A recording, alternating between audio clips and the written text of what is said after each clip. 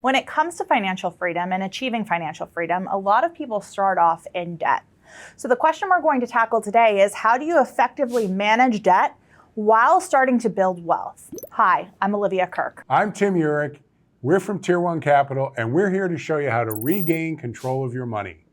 So a lot of people, actually more Americans than ever, debt is at an all-time high in America, are in debt, whether that be credit card debt, car debt, all of the debts, right? Especially with today's subscription lifestyle trends that are going on. Everyone's trying to get in our pocketbook. So how do we break those chains and actually move ourselves financially forward in the most efficient way possible? That's amazing. So for the first time in history, we're over $1.16 trillion in credit card debt. With a T, which is huge. It's a huge amount of debt. Absolutely. So here's the thing. There's good debt and there's bad debt.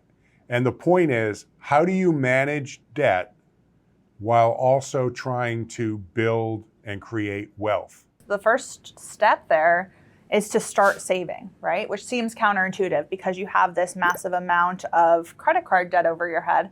That's, by the way, very expensive to carry. But until you start saving and prioritizing your own savings first, you're never going to be able to get out of that debt, right? Because as you pay down that debt, you're going to have to get into more debt because life, let's face it, it always happens.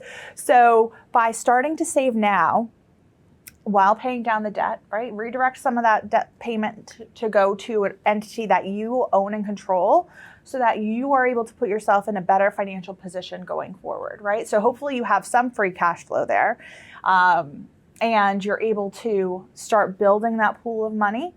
And then that's the first step at the end of the day. Yeah, and that makes so much sense because think of it this way.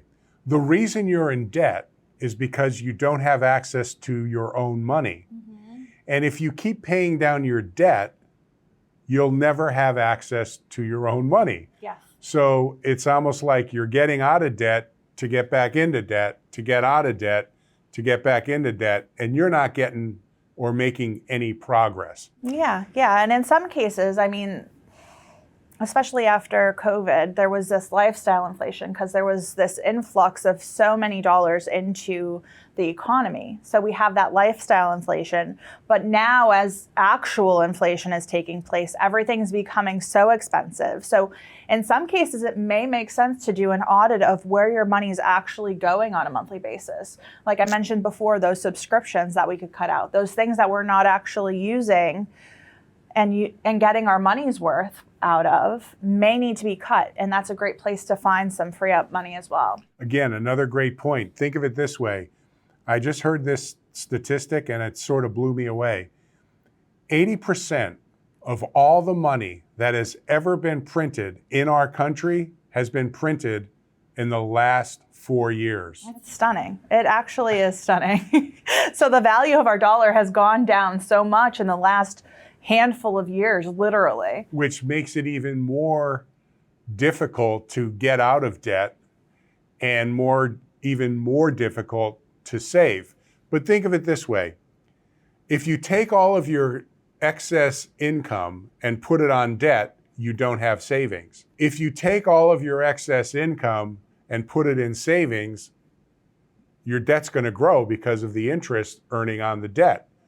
So if the problem is not having savings, the solution is not to have savings for a longer period of time. The solution is we need to pay down the debt, but we also need to start saving because then we'll have money of our own that we could access and utilize to prevent ourselves from being in greater debt down the road. Yeah, and it's those small daily disciplines that are really going to end up moving you forward, right? So what's measured can be managed. So by starting and really taking a look at your finances and what's going on is the first step. And then from there, taking those small daily steps to start paying yourself first, to put your money in a place where it is earning uninterrupted compounding of interest, to put it in a place where you're able to access it if you need to for an emergency instead of rebuilding that credit card debt is really what's going to move you forward. Yeah, and again, we had mentioned earlier, there's good debt and there's bad debt. So the first key point is to analyze the debt that you have, determine which debt is good debt, maintain that, and which debt is bad debt, extinguish that, and then put yourself in a position where the only debt you're going to carry forward is good debt, so that you're never putting yourself in that bad debt situation. So I think that's probably the first step, is to analyze the type of debt you have and understand there is good debt and there is bad debt. Not all debt is bad and not all debt is good. So let's start at the very beginning to understand exactly what your position is. Another key point is to really understand the fact that we finance every purchase we make. What do I mean by that? Real simple. You're either going to borrow money and pay interest, or you're going to pay cash and therefore give up interest. You're either going to pay up when you borrow or give up when you pay cash. Each one of those choices gets you the purchase and has a cost. And there's no way around that. It's called opportunity cost. And when you start factoring in opportunity cost to the purchases that you're making, sometimes you'll make better or different decisions as to how to actually make that purchase. Yeah, exactly. When I'm making a major purchase, I'm thinking to myself, okay, does it feel less heavy for me to finance and use someone else's money? Or does it feel less heavy for me to give up control of this cash? At the end of the day, a lot of times the answer is it feels better to finance, right? Because we have that, we're able to level off our cash flow and we're still in control of the money over here in the pile of cash, right? So using other people's money tends to be the right answer, right? Yes. But then the key is, okay, if you control the debt as well as controlling the asset, now you're sort of double dipping.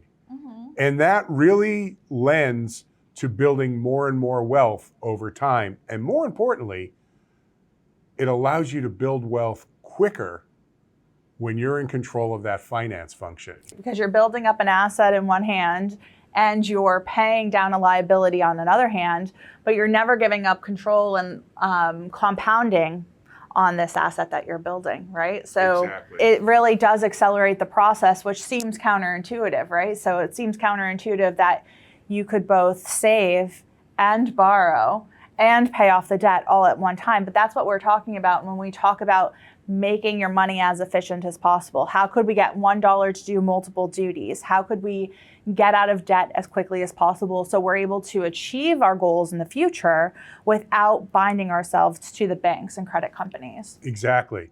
And I think the last point that really needs to be discussed when you're talking about, managing debt and building wealth is to think of the concept of leverage. And leverage is real simple.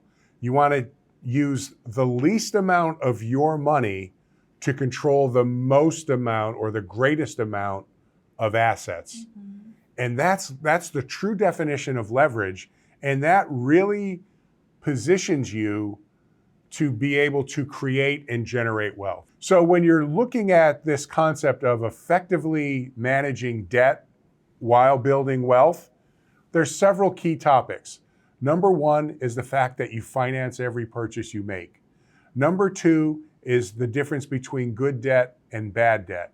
Number three is leverage. And when you look at these key points and you're looking through the lens of being in control of more and more of your money, part of that concept is being in control of the finance function in your life. Yeah, and a lot of times when people are starting off, especially from zero, right, because that's where you are, even below the zero line when you're in debt, traditional financial concepts aren't necessarily going to work, right? Because traditional financial planners are going to be looking for assets under management and how could I help your money grow? But if you don't necessarily have any savings, that might not be the best solution for you. They'll put you on a plan to pay down the debt and then say, come back when you have some money to invest. Whereas our solution, you're able to start saving where you are, whether that be 5, 10, 15, 20% of your income, and build from there, right? So as we're able to pay down that debt, we're able to help you save more and more and adapt the plan as we go. But if we never take that first step of getting out of debt and starting savings, then we'll never get to where we need to be. If you'd like to learn more about how to put these strategies to work for your specific situation, be sure to visit our website at tier1capital.com. Hop on our calendar by clicking that free Schedule Your Strategy Session button. Also, if you like this video, be sure to check out these two. We picked them out special for you. Thank you so much for watching our video. And remember, it's not how much money you make. It's how much money you keep that really matters. We'll see you in the next one.